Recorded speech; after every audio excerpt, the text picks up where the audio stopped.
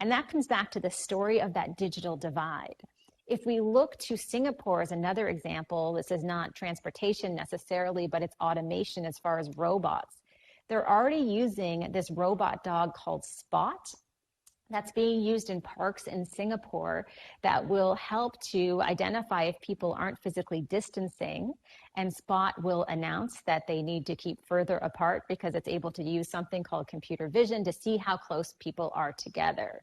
What's really interesting about Spot the robot dog is that Boston Dynamics just this month made this robot dog available for anyone to buy. It's about $80,000 US if you want to check one out. And what we're seeing as well with these robot dogs is that they're being used in all different types of industries. They're being used to save man hours in terms of the construction industry. They're being used in places in construction where potentially there are risks as far as the terrain. They're being used in healthcare as well to identify if someone may have a fever, as another example. Now, when I talk about this acceleration and adoption happening in other parts of the world, I do want to say that there are a few pockets and places where we're seeing different organizations here in Canada who are trying out this new technology. As one example, Quebec-based construction firm Pomerleau has actually been using Spot in their 500,000 square foot building. And what Spot does there is it saves about 20 hours of work per week by automating the capture of nearly 5,000 images.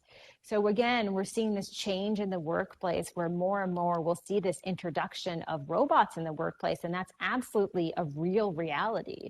And I'm sure it's taken companies like Pomerleau the ability to actually have the courage to lead in this space and understand how to try some of this new technology just to be one step ahead and always thinking about the future. So as far as the lesson here, the lesson is for all of us really to try to find that courage to lead and to try new things. And as far as a resource, I wanted to recommend this link you can check out. It's an AI leadership toolkit. So if you're watching right now and you're a leader in your organization, this is an excellent toolkit to walk through no matter what industry you're in, to really understand how you can lead as far as emerging technologies and understand the opportunities that are right in front of you. Stephen, we have a couple more trends, but wanted to check in with you for a second as far as any questions or comments on the future of machines and robots in the workplace. Yeah, thanks, Amber. It's funny that you showed Spot because I actually was watching breakfast television here in Toronto this morning, and there was a clip on there on Spot. And, you know, that I think when you look at these technologies, a friend of mine a couple of weeks ago had sent me a technology of an actual, like a robot that looked like a human. And people were actually pushing these robots over. They were tumbling like a human tumbles. They had kind of the, you know, the body mechanics worked so incredibly. You know, this, and a lot of the commentary from some of the TV personalities and so on was about how scary this is, how humanistic and how animalistic these technologies are. So what would you say to people? Because I think there is a fear factor out there about technology, about what the implications are. You know, you talked about food delivery, where the human element is taken out. What are the implications for this? Should we be fearful of it? How do you encourage people to more embrace it as opposed to be fearful of it?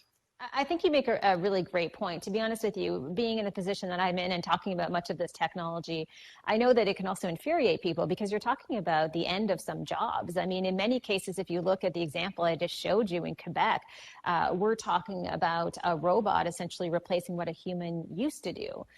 In saying that as well, I would also stress that when we talk about robots, we can think about robots in some really interesting scenarios as far as healthcare. Right now in Belgium, during COVID-19, they actually have in one of their hospitals a robot greeter. As you walk into the hospital, what the robot is able to do is to take your temperature, ask you questions, and then put you in a queue to move on to the next phase. Now, they do this because they recognize the process of an actual human interacting with someone who could be positive for COVID-19 is very dangerous. So in that sense, it becomes life-saving technology. So